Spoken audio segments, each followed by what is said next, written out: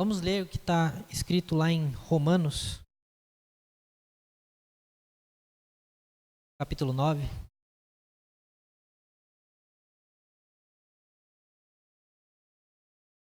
Eu não sei se todos já perceberam, mas eu estou numa saga aí de tentar terminar Romanos. Quanto mais a gente lê, mais coisa a gente descobre. Romanos 9, dos versos 1. Eu ia ler até o 6, mas vamos ler até o 9. Romanos 9, versículo 1 até versículo 9. Diz assim: Digo a verdade em Cristo, não minto. E a minha consciência confirma isso por meio do Espírito Santo. Sinto grande tristeza e tenho incessante dor no coração, porque eu mesmo desejaria ser amaldiçoado, separado de Cristo, por amor de meus irmãos, meus compatriotas segundo a carne. São israelitas. A eles pertence a adoção, assim como a glória, as alianças, a promulgação da lei e o culto e as promessas. Deles são os patriarcas e também deles descende o Cristo, segundo a carne, o qual é sobre todos, Deus bendito para sempre. Amém. E não pensemos que a palavra de Deus falhou, porque nem todos os de Israel são de fato israelitas. Nem por serem descendentes de Abraão são todos filhos. Pelo contrário, por meio de Isaque será chamada a sua descendência. Isto é, não são os filhos da carne que são filhos de Deus, mas os filhos da promessa é que são contados como descendência.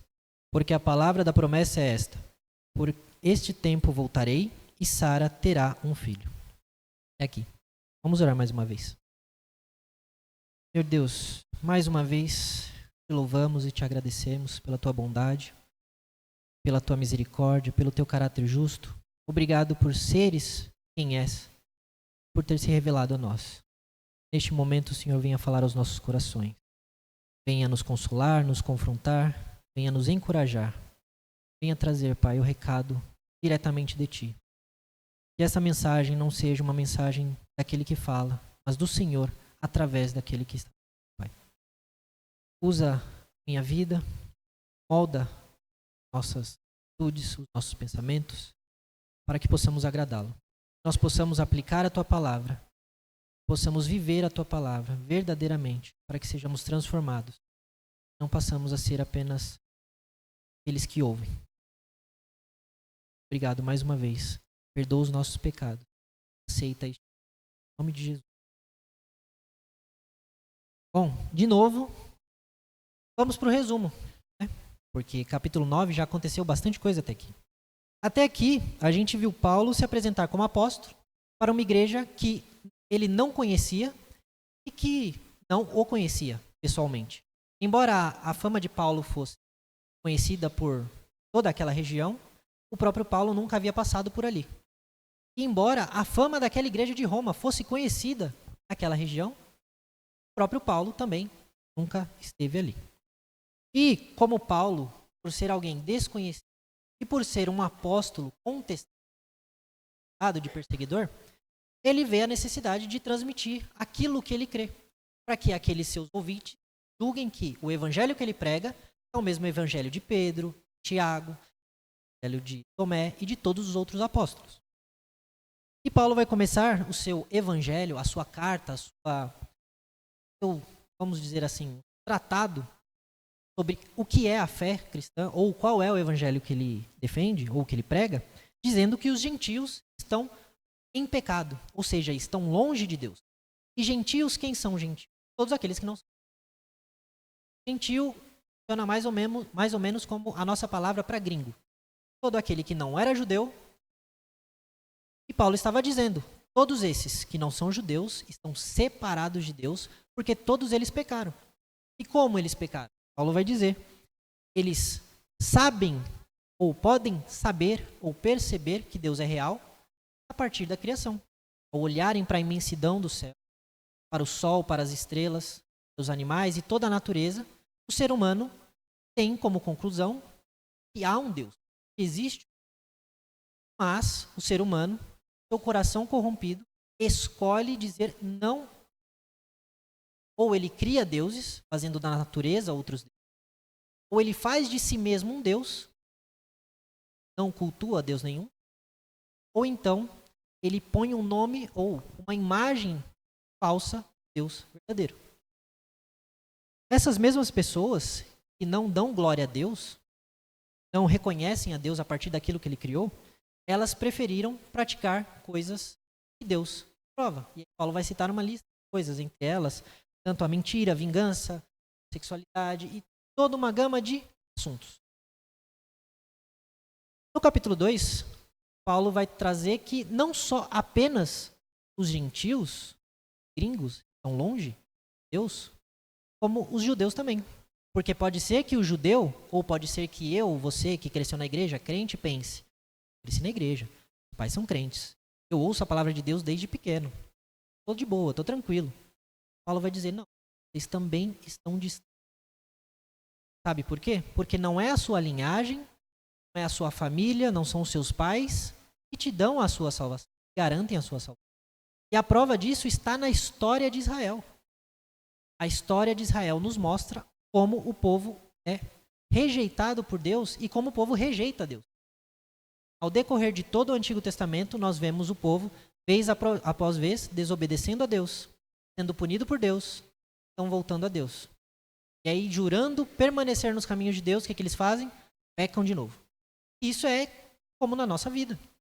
Nós que estamos dentro da igreja desde sempre, nós temos uma vida assim. Alguns se arrependem, outros não. Prometemos que não vamos fazer de novo. Quando vemos, daqui a pouco, vamos novamente. Então, ser cristão de berço, ser crente de berço, frequentar uma igreja, ter pais crentes, não garante nada. No capítulo 3, Paulo vai juntar essas duas coisas e vai dizer: logo, todos estão longes ou distantes de Deus. E tanto gentios quanto judeus, se tanto os descrentes quanto os crentes são carentes do favor de Deus, todos longes. Todos precisam ser salvos.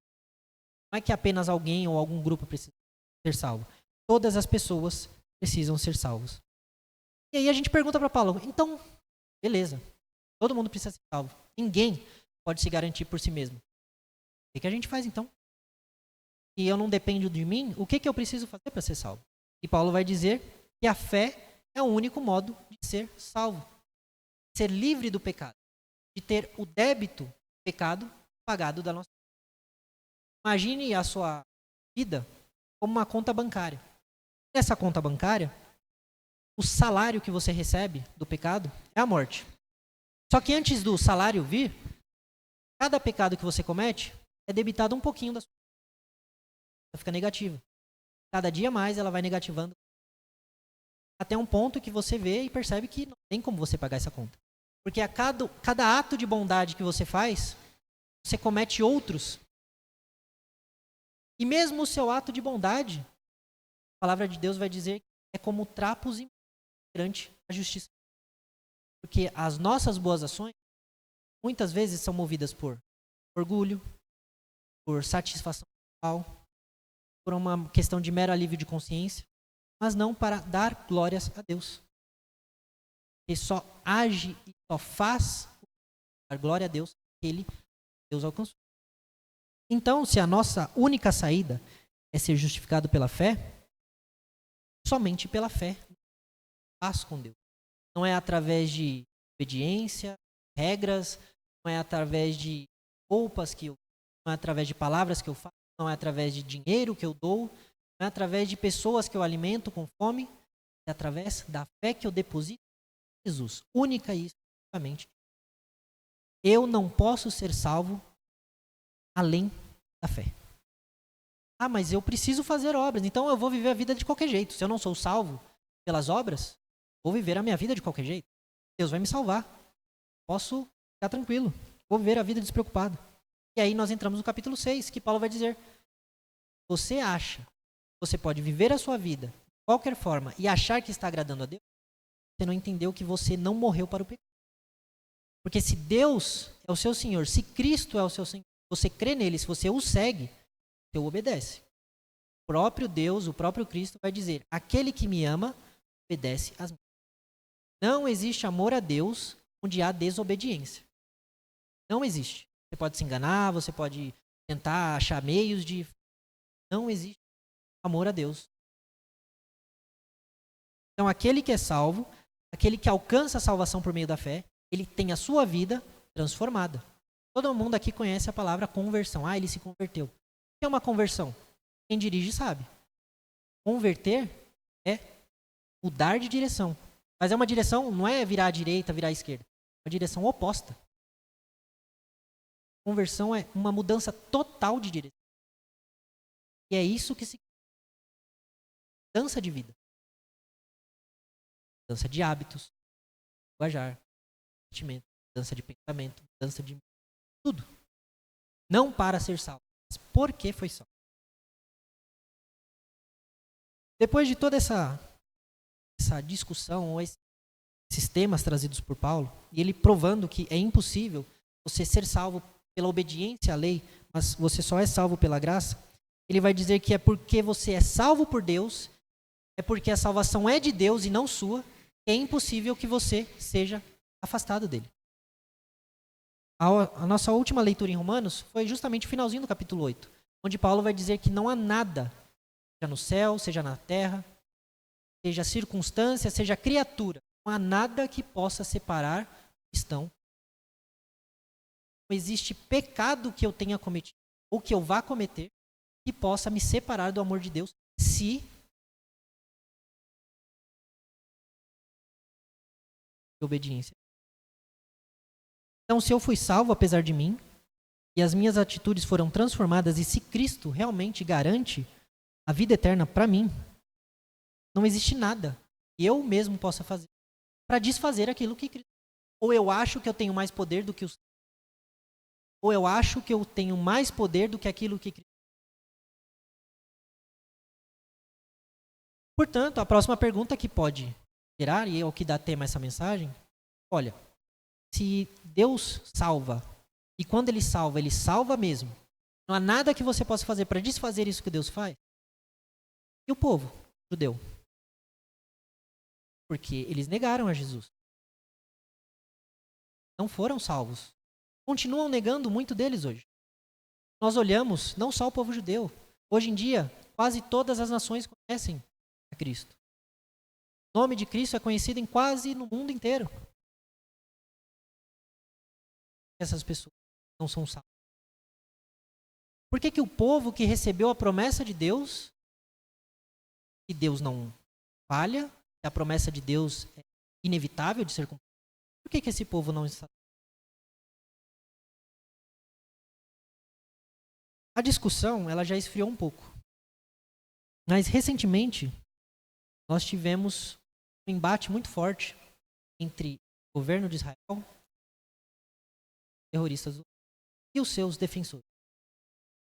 E a gente viu que, dependendo do alinhamento político, ela se via na obrigação de defender. E por que eu falo governo? Porque sabemos que o governo de Israel não representa todos os judeus. Assim como nem todos os judeus são pelo governo de Israel.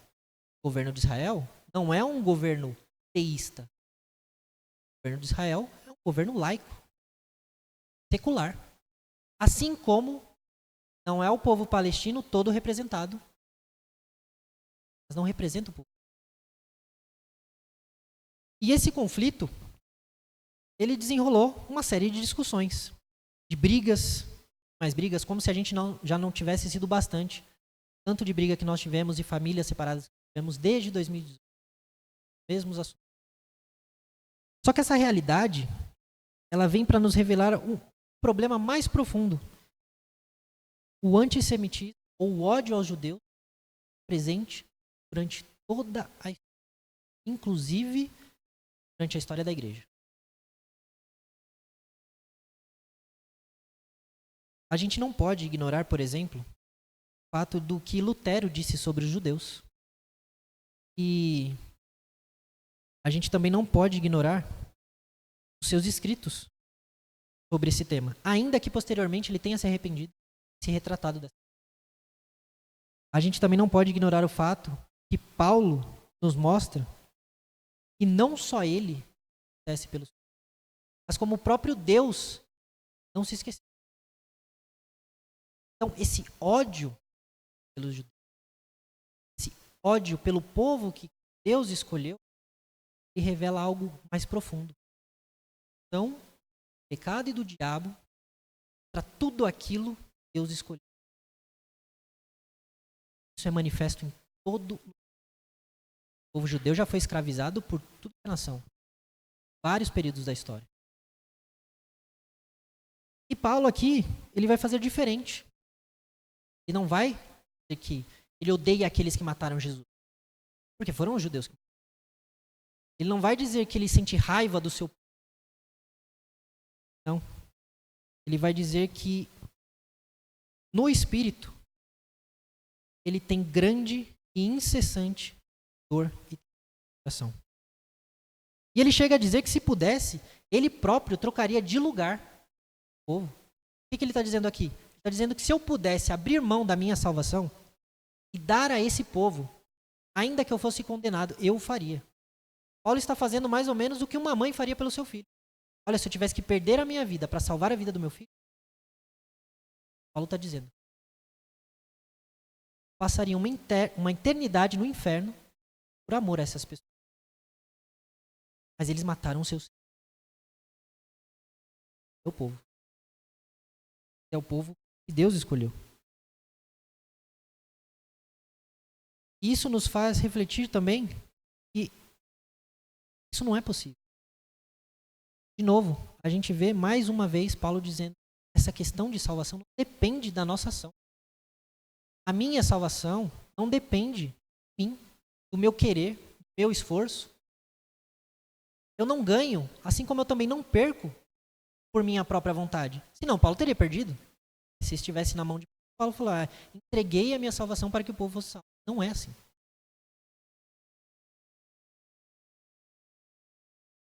E vamos lembrar que Paulo está dizendo isso porque ele era tido como mentiroso do seu povo. Ele era o traidor.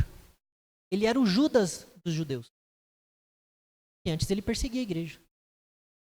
Agora ele estava sofrendo pela igreja. Então Paulo ele se via nessa dor incessante por amar e querer a salvação de um povo que odiava. Nessa ação, nesse sentimento de Paulo, nós vemos uma marca muito dos cristãos, que é amar os seus. Quantas vezes a gente fala de amar os nossos amigos, mas a gente não experimenta. Será que eu amo os meus inimigos? Aquelas pessoas que me odeiam. Se pudessem ver morto, me veriam morto. Será que eu amo essas pessoas? A ponto de dizer que eu me sacrificaria pelo bem dessas pessoas? Então, Paulo, se vendo odiado pelo seu próprio povo, ele vai elencar os privilégios desse povo. Ele vai dizer que a eles pertence a adoção, a glória, as alianças, o anúncio da lei, o culto, as promessas e os patriarcas. Além disso, é desse povo que veio Cristo, o qual é sobre todos Deus bendito para sempre. Amém. E aqui a gente abre um rápido parênteses. Vocês já ouviram a atividade, por exemplo, das Testemunhas de Jeová aqui na cidade? Mas vocês já devem ter ouvido grupos de pessoas dizendo que Jesus não é Deus. É um homem bom, que conquistou o direito de estar junto a Deus. Dias eu entrei no site da sessão dominical e eles falam exatamente isso. Jesus é a prova de que todo ser humano pode conquistar a sua salvação. Porque Jesus era homem. E se Jesus conseguiu conquistar o direito de estar com Deus, ser salvo, nós também conseguimos. Por que eles chegam assim? E Paulo vai dizer bem claramente: deles descende o Cristo, segundo a carne, qual é sobre todos Deus bendito. Paulo ele não está falando de Deus Pai aqui, está atribuindo Deus, está falando de Jesus. Se Jesus aqui, ele é sobre todos, ele não é só sobre todos, ele é Deus e é bendito e é para todos sempre. Bem. não existe espaço para duvidar da divindade de Deus. Então, a próxima vez que alguém tiver um embate e dizer, não, Jesus, o que a gente faz? Ou mentiu? Sabemos que não. Ora, se Israel recebeu tantas coisas, por que será então que ainda permanece a dúvida que Paulo está querendo nos levantar? Porque eles não estão sendo. E a grande pergunta é, a promessa de Deus? E aí Paulo vai dizer, não pensemos que a palavra de Deus tenha falhado, porque nem todos os de Israel são de fato israelitas. João Batista uma vez disse que há uma relação entre descrentes, entre ser descrente ou descendente de Abraão e uma pedra. Uma vez, João Batista, isso é algo muito curioso, lá em Lucas, capítulo 3,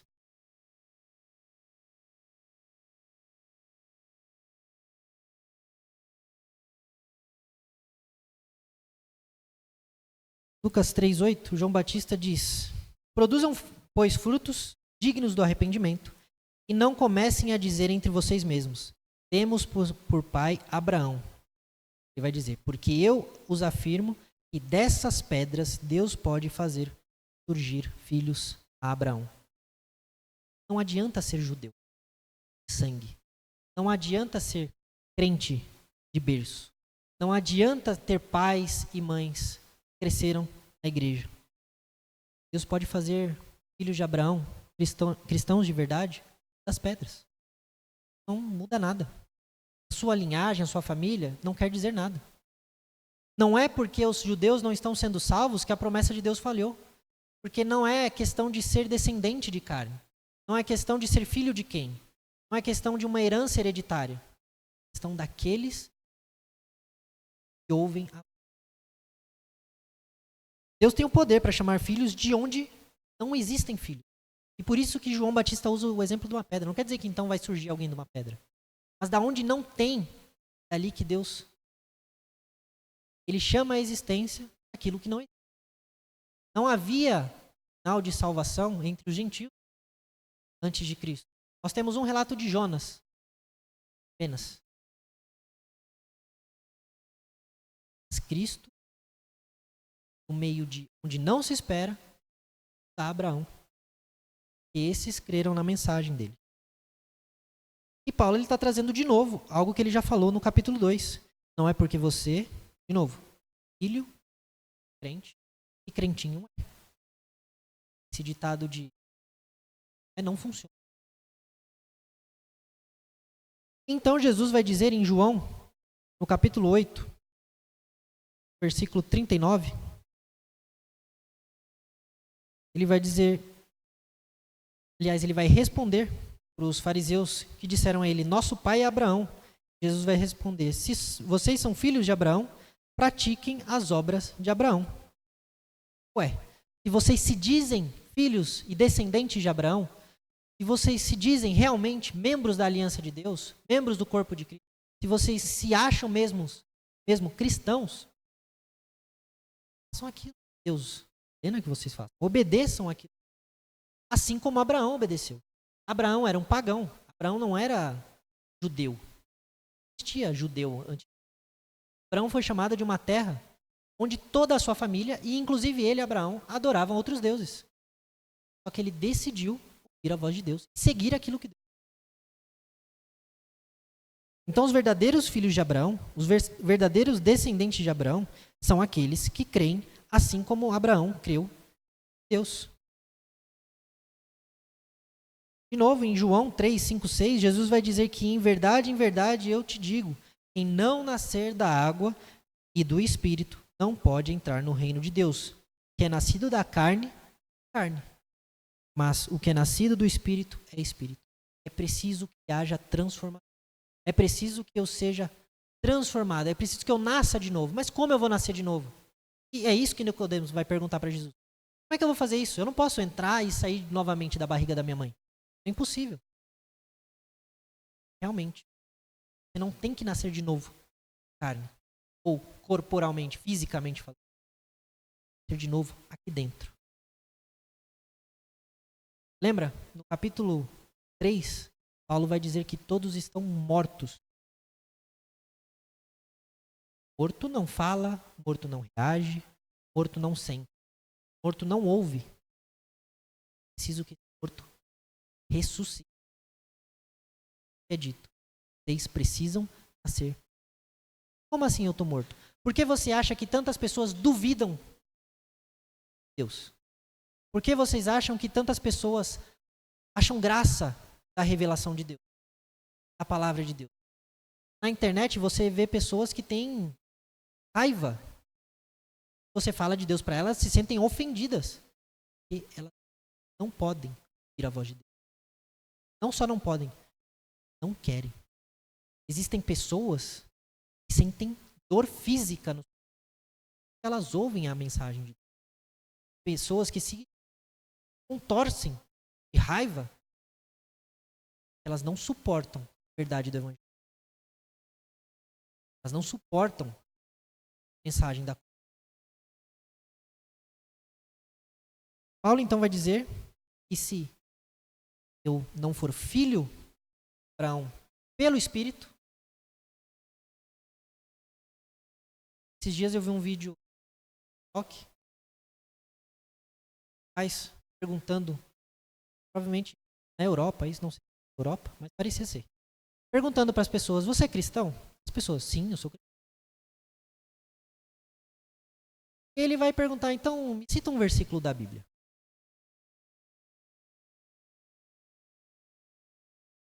Mas nem João 3,16.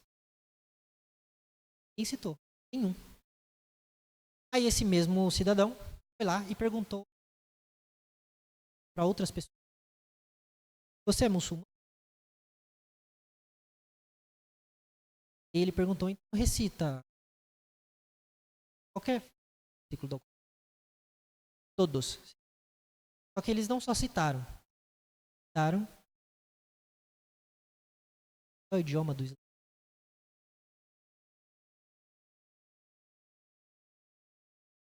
Árabe. Árabe é etnia. Enfim, citaram no idioma lá.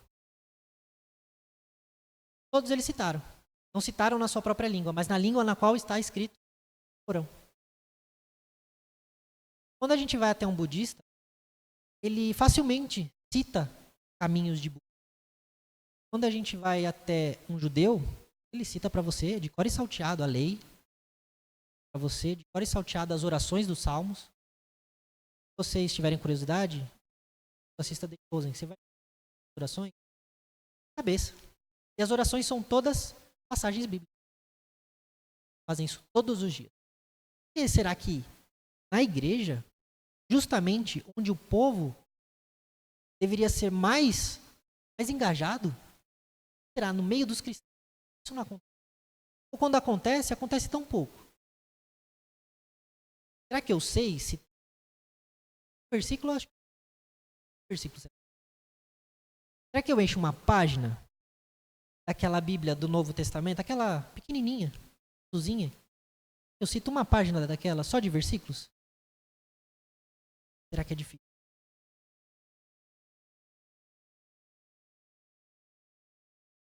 Paulo, ele está mostrando que não adianta isso tudo que os muçulmanos fazem. Não adianta isso tudo que os judeus fazem. É bom. Muito bom, é proveitoso. Garantiu ao muçulmano a salvação. Garantiu ao judeu a salvação. Só que a gente que já recebeu a salvação, sem precisar fazer tudo, negligencia o básico. Nós que temos sem precisar fazer, não fazemos. Porque é aquela velha... O mínimo esforço, né? Se eu já tenho, o que eu vou? Já me foi dado. Eu tenho de graça. Então eu não dou valor. Quanto àqueles que se esforçam para conseguir algo que eles não vão receber, olha o quanto que eles... Mais à frente, Paulo vai ilustrar essa diferença entre ser descendente de Abraão apenas na carne e ser descendente pelo Espírito, usando Ismael e Isaac. Ismael, Isaac e Abraão, 2. Só que somente um foi chamado de filho da promessa. Somente um foi chamado de herdeiro. E não foi Ismael. Ismael, ele era o mais velho, primeiro. E naquela cultura, naquela época, o mais velho, o primogênito, recebia o direito de ter a herança, a primeira parte da herança. E Deus fez isso de propósito, para ele mostrar para o Abraão e para quem está lendo isso. Não é vocês, não é o costume de vocês, não é a lógica de vocês que vai definir aquele que eu escolho. Sou eu que escolho.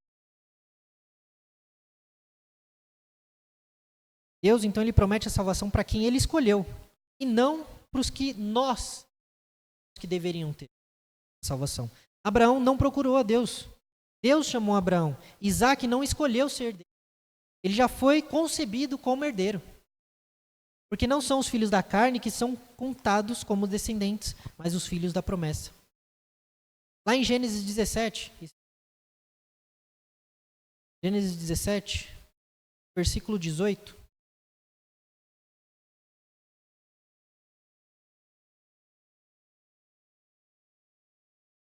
Gênesis 17, do 18 até o 21.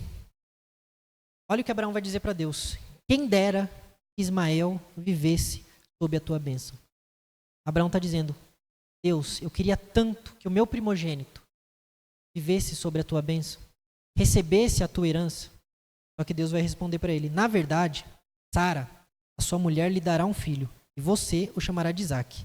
Estabelecerei com ele a minha aliança perpétua para a sua descendência. Quanto a Ismael, eu ouvi o pedido que você me fez. Vou abençoá-lo, farei com que seja fecundo e multiplicarei extraordinariamente. Ele será pai de 12 príncipes, e dele farei uma grande nação. Mas a minha aliança eu estabelecerei com Isaque, o filho que Sara dará à luz para você neste mesmo tempo daqui a um ano. Está claro que é Deus que escolheu. Abraão tentou. E olha que Abraão ele fez a mesma coisa quando Deus foi destruir as cidades de Sodoma e Gomorra. Por 10 vezes, Abraão viu a misericórdia de Deus. E Deus concedeu. Ele disse, se eu achar 10 justos, não destruir. Deus concedeu. Não havia um justo. Agora, Deus não concede. Por quê? Porque a salvação é prerrogativa. Única e exclusiva. Demais. Não quer dizer que ele não abençoa. Ele abençoou Ismael. Fez dele uma grande nação. Fez dele pai de 12 príncipes.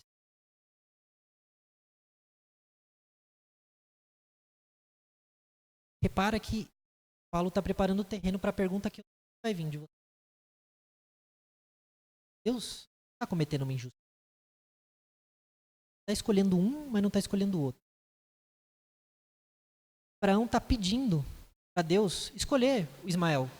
Ismael era uma criança, por que Deus não escolhe Ismael? Aí a gente vai ter que deixar.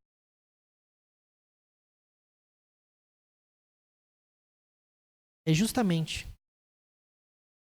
a salvação não é feita por essa lógica carnal e humana que Paulo está tão triste. Alguns estudiosos dizem que essa tristeza de Paulo, essa excessiva tristeza, era o seu espinho na carne. Sendo ou não espinho na carne, isso também nos mostra que é possível o cristão sofrer de excessivo. É possível que eu e você passe por momentos em que nós completamente deprimidos,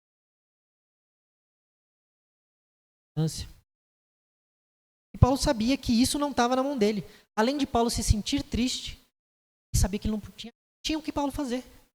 Você já se pegou numa situação em que existe algo que você gostaria que fosse mudado, aquilo te entristece, aquilo te machuca. Tem o que fazer. Você olha para todos os lados, não há nada que você possa fazer. É isso que está acontecendo com Paulo. Paulo sabe que não é questão dele. Por isso mesmo que nós oramos E é por isso que nós intercedemos por todos os perdidos, para que Deus use de misericórdia. Porque não depende de mim, não depende de quem faz, de quem quer, mas de Deus usar a sua. Não está no meu alcance ou no meu controle fazer com que as pessoas enxerguem. Todo aquele que conhece a Deus, se ele pudesse, ele abriu os olhos de todo mundo. Como é que você não está vendo isso? Como é que você não vê Deus agindo, Deus real? Olha para a sua vida, como você não vê? Você não consegue. É Deus que abre esses olhos. E nós também não sabemos quem são os escolhidos de Deus. Mas nós sabemos que Deus tem esses escolhidos e que Deus vai chamar essas pessoas. É por isso mesmo que nós temos que clamar a Deus, orar a Deus, suplicar a Deus pela misericórdia. Porque a promessa de Deus, ao contrário do que alguns podem pensar, olhando para os judeus, ela não falhou. Porque não se trata de uma descendência física, mas de uma descendência espiritual. Não se trata de um povo que nega e mata o Cristo, mas daqueles poucos que creem em Cristo, apesar da cegueira. Têm os seus olhos abertos, apesar dos seus pecados. E renunciam os seus pecados, apesar da vida que tinham.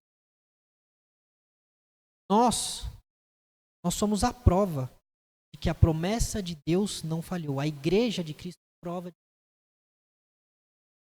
Se existem tantas pessoas, se existiu um Paulo, se existiu um Pedro, se existiu um Tiago, se existiu um Irineu de Leão, se existiu um Agostinho, se existiu um Lutero, se existiu um Calvino, se existiu um Spurgeon, Billy Graham, é porque a promessa de Deus, ela está até hoje.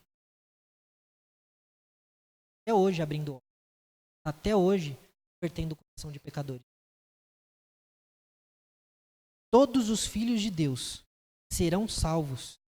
Verdadeiro Israel, Israel de Deus, não aquele que é descendente segundo a carne como Israel. O Israel de Deus, que é descendente pelo Espírito, todo ele é salvo, desde Abel. Reconhecido. Para terminar, eu queria trazer 5 pontos de reflexão. O primeiro é: qual é o sentimento que eu alimento ao ver a realidade das pessoas que estão perdidas? Eu olho para as pessoas que Deus, o que? Nada.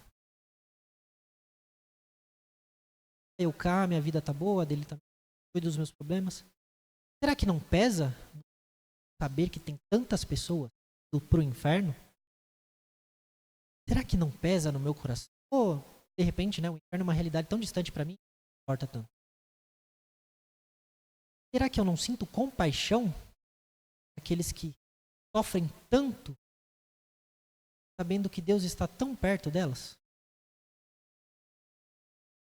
Segunda coisa é que Jesus, ele não é só um homem, não é um Deus, o Deus eterno. Jesus, além de homem, Deus. No princípio era o verbo estava com Deus, o verbo era. Façamos, não é farei a minha imagem, façamos, homem, a nossa imagem. Desde o princípio. Tudo foi criado por ele e nada do que foi feito sem nada. Terceiro, não pense que você tem lugar garantido no céu só porque seus pais são crentes, só porque você foi batizado, ou só porque você vem. Membresia não garante lugar no céu. O que garante um lugar no céu é o coração arrependido. Eu vi uma frase uma vez, onde falam que o amor de Deus não é incondicional, em certa medida. Porque Deus exige uma coisa. Não quer que você se esforce para ser salvo. Não precisa que você seja perfeito. Não precisa que você seja um super-homem. Apenas conheça Ele. A realidade, Ele é Senhor. Ele é Deus. Você se arrependa. E você reconheça que você precisa. E reconhecer isso é reconhecer a realidade. É ver. O céu é azul, o chão é firme, a água molha, o fogo é quente. É reconhecer. Básico, óbvio. Só que é isso. Veja que está na sua frente. Você é pecador. Precisa. O único jeito é você se arrependendo, entregando a Cristo. E para você se arrepender e ser salvo, quarto ponto, você precisa nascer de novo. Você precisa abandonar a vida. Você precisa decidir obedecer a Cristo. Caminhar caminho de Cristo. Escolher. Abrir mão. Tudo aquilo que você achava tão bom. Gostava tanto. Que agora você gosta mais. Que agora você ama mais. Alguém só se casa porque ama mais cônjuge do que a vida de solteiro. Alguém amar mais a vida de solteiro e se casar. Quem eu amo mais? Minha vida com. E quinto e último, é impossível que Deus fale nas suas promessas. Às vezes a gente fica se perguntando. A cada coisinha ruim que acontece com a gente, joelho em terra, uma choradeira, e meu Deus do céu, e agora? Parece que Deus não fez tudo o que fez. Parece que Deus não falou tudo o que falou. Parece que Deus, esse tamanhinho aqui, ó, que o problema é gigante, Deus ali. A gente esquece de quem Deus é muito fácil. A gente esquece daquilo que Deus disse. Deus não descumpre as suas promessas. E aqui eu não estou dizendo que Deus prometeu que vai acabar com os seus sofrimentos, todos eles. Um dia irá, mas talvez não seja hoje. Ele prometeu. Ele prometeu, estarei com você até o fim do. Para quem que ele prometeu estar até o fim do. Foi com a multidão que pedia milagres? E o viram subir até o céu. Você é discípulo, servo de Deus. As promessas dele estão. Amém? Amém.